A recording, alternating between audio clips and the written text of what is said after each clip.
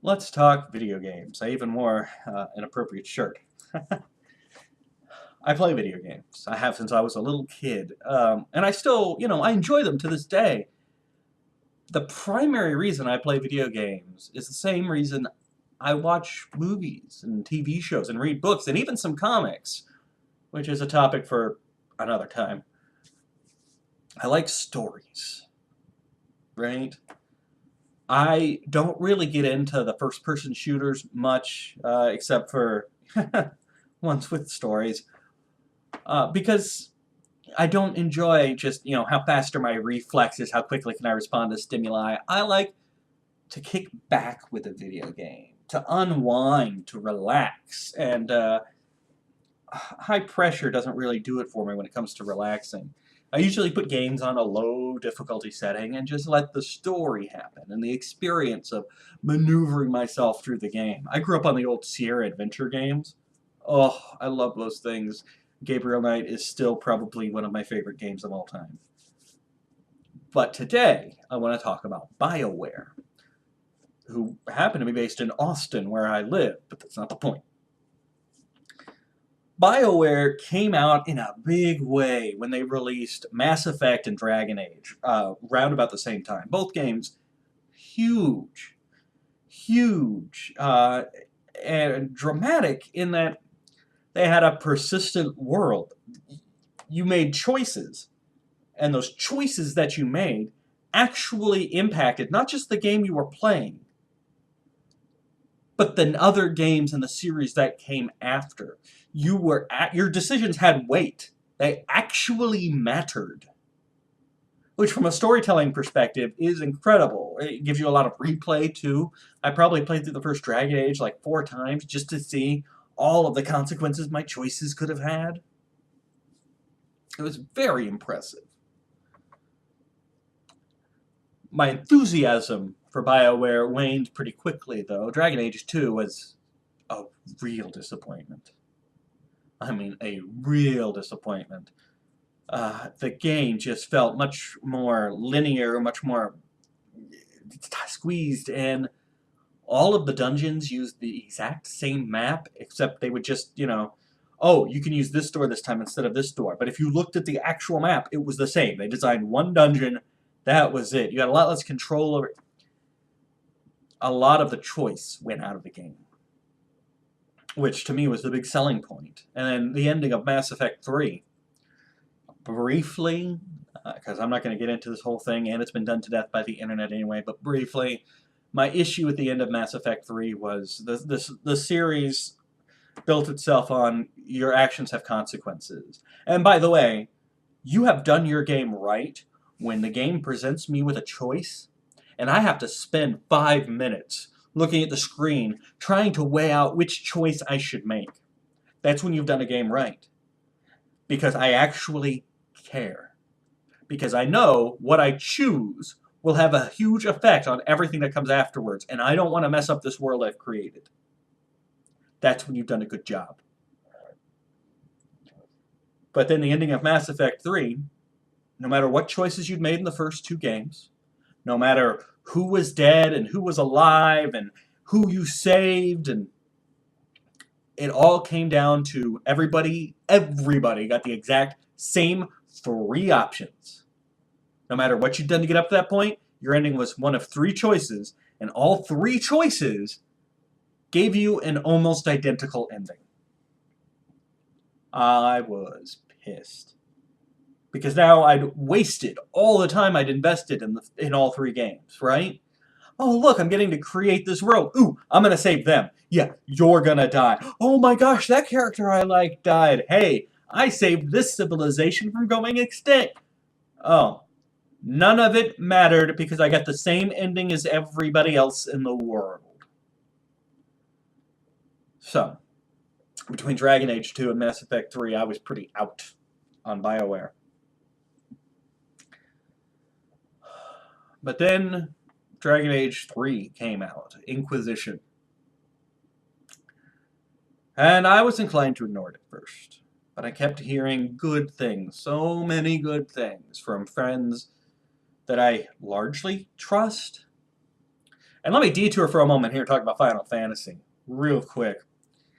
I'm done with Final Fantasy. I'm out. I've quit that relationship. Alright? I love Final Fantasies 4, 5, and 6. I like 7, although I don't think it deserves the reputation it has of being like the holy grail of gaming. I love 4, 5, and 6. Ugh. Hated 8. 9 was the most forgettable gaming experience I've ever had. I beat it and I can't tell you much about it. I think the main character has a tail. 10 was online, so we're not going to count that. Barely got anywhere in 11 because they dramatically changed. It didn't feel like a Final Fantasy game at all. No, I apologize. 10 was the ultra-linear walk down this path, and at the very end of the game, it's like, hey, did you want to go back to anywhere you'd been before? No, I'm at the end of the game. I just want to beat it. Although I did like the leveling up system at 10. 11 was the online. 12 was the one that did not feel like a Final Fantasy. And then 13 happened. For me, 13 was Final Fantasy's last chance. And Final Fantasy 13 ended up being walking down a hallway and hitting A. Literally the first 3 hours of the game, you walk down a hallway and you just hit A in combat. That's it. I know earlier I said I play video games for the story, largely, but you picked your medium. You took this story and you put it in an interactive medium. Therefore, it needs to be an interactive experience. Maybe I would have liked Final Fantasy XIII as a book, or as a movie, but it shouldn't have been a game. And yes, I'm sure plenty of you are saying, but it gets really good after 30 hours. My friend Russ says this. Because Russ keeps playing Final Fantasy games. He himself will tell you he has battered wife syndrome. He keeps going back to Final Fantasy over and over, no matter how bad they get. It gets good after 30 hours. No. No. It needs to be good pretty much right at the beginning. I paid money for this. I am not going to invest 30 hours of my life, in addition to the money I invested, waiting for it to turn into something enjoyable. Life's too short. I've got so many other things I could be doing with my time, rather than waiting for something to get good. Anyway, so I've broken it off with franchises before, was the point. Final Fantasy, done. I might buy a remake of 7 if they ever do it, because I have like 8 versions of Final Fantasy 4. You know, I'll buy updated versions of the good ones. Oh, and 15's coming out soon, and there was some interview where the guy was like, the inspiration I had for Final Fantasy 15 was the old Final Fantasies, you know, 4, 5, and especially 6. And so that's where I got my inspiration, and that's the design notes that we used. And for a second, I almost learned to love again. I thought, ooh, maybe I'll check it out. No! Bad Jeff! We are done, Final Fantasy, and you're not getting me back. You're just not. Anyway, Dragon Age Inquisition came out. And everybody says Dragon Age Inquisition is great. So I go ahead and give it a try, and it's actually really good. It's a big open world, lots of choices, the ability to bring back in your old Dragon Age world and even interact with characters from the previous games. Including interacting with your own character from Dragon Age 2, which is kind of impressive, right? It was really good. So good, in fact. I am considering giving Mass Effect 4 a chance. Maybe. I also wanted to take a moment to point this out. Because I hadn't played a Dragon Age game since 2, which was years and years before, so I'd kind of forgotten a lot of the finer details. And in that time, I'd encountered a series called The Witcher. Not just the video games, which also have The Witcher also has these decisions change the world, except The Witcher doesn't make your choices very clear. In The Witcher, everything shades of gray, and you do not know what the outcome of any of your choices is going to be. They are drastically different from what you could expect. I mean, they're realistic, but it makes it even harder. You just sit there staring at a choice screen going, oh man, I don't know what this is gonna do! Which is kind of like real life. I like the Witcher series. The first 2 games, and the third one comes out later this year. I like them enough that I tracked down the books. Now, it's based on a Polish fantasy series, and the books are just now starting to get translated into English, I think. There's one big series of like 5 or 6 books, and then there's collections of short stories. The short stories are translated, and the first 2 or 3 books are translated, but some very diligent online people, God, I love when internet people find a cause, have translated the books from Polish. If you Google them, you can find the free fan translations. So I read the series, and they're very good. But as I was playing Dragon Age Inquisition, I kept mixing up my memories of The Witcher and Dragon Age, and I finally figured out why. Both series have elves as second-class citizens. Now, in The Witcher, I think dwarves are as well, whereas in Dragon Age, dwarves aren't really relegated that way. But both series are unique, if something can be unique when there's 2 of it, to the fact that instead of elves roaming the woods and bow and arrow and, ancient knowledge, they're basically ghettoized. They live in ghettos. They're second-class citizens at best, slaves, cattle, which is interesting. Both of them are dark fantasy settings,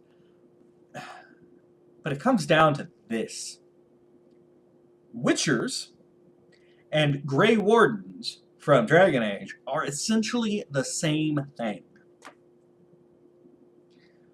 Witchers are people who go through intense physical training, and eventually they go through this thing called the Trial of the Grasses, where they ingest mutagens of some sort that change their body chemistry to make them better able to go out and fight monsters, which is what they do. Witchers are monster bounty hunters, essentially. They go into a town, they clean up monster infestations, they get paid, they move on. They're very long-lived. But the point is, they are changed by a chemical process, and this Trial of the Grasses kills most of the applicants. Most of the people who try to become Witchers die. There aren't many of them, and they're treated as pariahs by most of the public. You hate Witchers because they're different and weird until you need one. Then you call them in, you try to cheat them out of their money afterwards, and you send them on their way.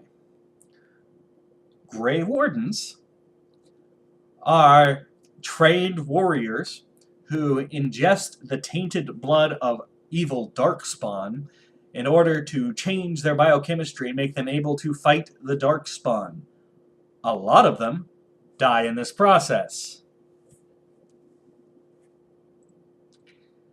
They're also not highly regarded. It's when you need a Grey Warden, you're glad they're there, but you prefer not to think about them when you don't need them. They're Witchers. I actually wonder how much the makers of Dragon Age were influenced by the Witcher series, because there's a lot of parallels. It's very interesting. I'm not sure what the point of this vlog was, to be honest. I don't know if the point was to tell you how much I liked Inquisition, or that I'm willing to give Bioware a second chance, or to talk about video games in general, but I feel like we've covered a lot of topics. So hopefully you got something out of it. I know I'm looking forward to The Witcher 3, and I may, just may, try Mass Effect 4. Probably not at launch. Maybe I'll wait and see what some of the reaction is. But Final Fantasy, you are dead to me.